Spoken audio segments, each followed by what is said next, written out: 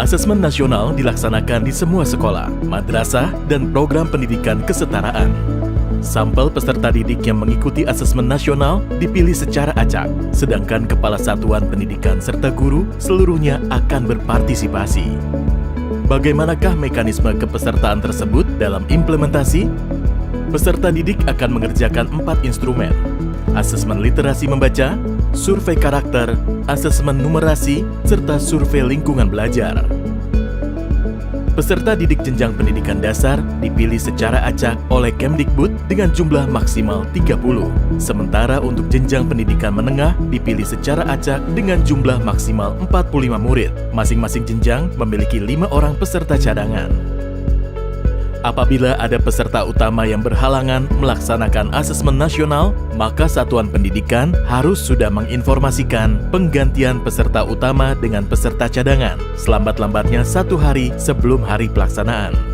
Peserta cadangan yang terpilih harus menyelesaikan keempat jenis instrumen secara lengkap sesuai jadwal yang telah ditentukan. Kementerian Pendidikan dan Kebudayaan tidak menyediakan jadwal asesmen susulan. Peserta yang tidak hadir pada hari pelaksanaan tidak diberikan kesempatan untuk melakukan susulan dan datanya tidak diikutkan dalam penentuan hasil satuan pendidikan. Bila asesmen nasional di satuan pendidikan tidak dapat dilaksanakan karena adanya keadaan situasi darurat dan kejadian luar biasa seperti listrik padam atau bencana alam, maka dapat dilakukan penjadwalan ulang.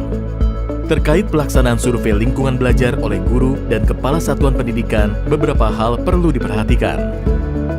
1. Seluruh kepala satuan pendidikan dan guru yang terdaftar di Dapodik atau EMIS dan mengajar di satuan pendidikan tersebut akan menjadi peserta dalam survei lingkungan belajar.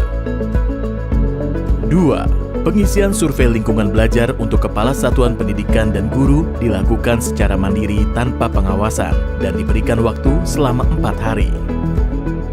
3. Bagi guru yang mengajar lebih dari 1 satuan pendidikan, melaksanakan survei lingkungan belajar di setiap satuan pendidikan yang diajar. 4. Bagi kepala satuan pendidikan yang memimpin lebih dari 1 satuan pendidikan, melaksanakan survei lingkungan belajar di setiap satuan pendidikan yang dipimpin. Apabila kepala satuan pendidikan yang berperan sebagai guru, maka akan mengisi survei lingkungan belajar baik sebagai kepala satuan pendidikan maupun sebagai guru. Sangat penting bagi setiap satuan pendidikan mendapat potret yang utuh mengenai kondisi pendidikan yang sebenarnya. Oleh karena itu, partisipasi aktif untuk melaksanakan asesmen nasional dengan menjunjung integritas tinggi akan mendorong dihasilkannya informasi yang akurat dan komprehensif. Dengan mensukseskan pelaksanaan asesmen nasional, mari kita tingkatkan mutu pendidikan di Indonesia.